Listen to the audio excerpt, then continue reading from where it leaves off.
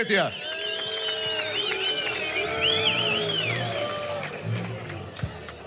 Por ky shesh është akoma më i bukur dhe ai rreshti para aty për 6 kandidatët që janë në degën 1, 3 dhe 14, për zonjat e nderuara pedagogen Lili Sula, për deputeten Dhurata Çupi, për përfaqësuesen më të mirë të diasporës Erisa Bajaziti, për deputetin Kreshnik Çollaku, për Besim Kukën, ish kryetarin tuaj të komunës, dhe po ashtu për doktorin e pandemisë që shëroi trurin e shqiptarëve, doktor Ili Ali Mehmeti. I përmenda këto emra jo kot, sepse mediat e paguara nga inceneratori na quajnë një parti të vjetër, një parti jashtë-mode. Cili nga këto 6 emra është jashtë-mode? Asnjë. Janë emrat që përfaqësojnë shqiptarët në gjithë fisnikrinë që ata kanë. Por platforma deputeti që duam është kthyer në platformën bandat që duam. Sepse anonimët që Edi Rama ka vënë atë listë, i ka vënë Kastile.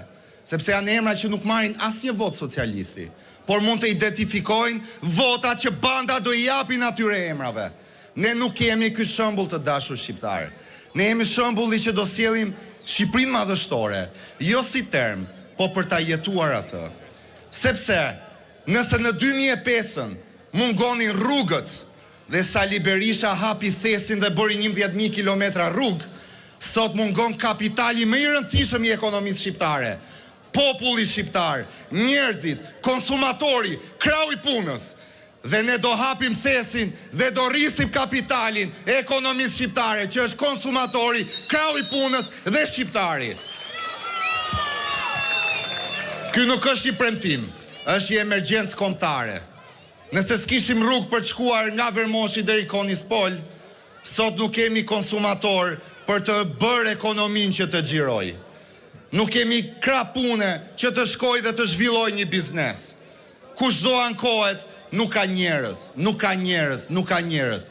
E po ju që ankoheni, zgjidhja është programi i Partisë Demokratike, sepse është i vetmi program që do investoj tek njeriu. Na kanë akuzuar si ku jemi parti e majt. Po që e majt zeza? E majt duhet ishit ju, po ju arruat. Ju bët më të djathë se të djathët e të djathët e të djathëve, që në fund fare vetëm centralizojnë gjën dhe largojnë popullin e tyre.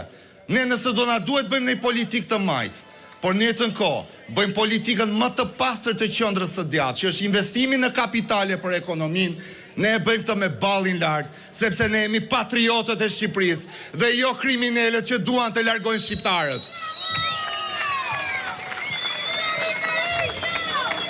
Duke ju falenderuar nga zemra për këtë pjesëmarrje që me të vërtet do të rëndisi themelet e Ministrisë së Brendshme, do të rëndisi mendjet e patronazhistëve dhe do friksoj çdo që mendon se në 11 maj me sondazhet e inceneratorëve mund t'i përdorin për të trembur dhe larguar demokratët nga kutia e votimit.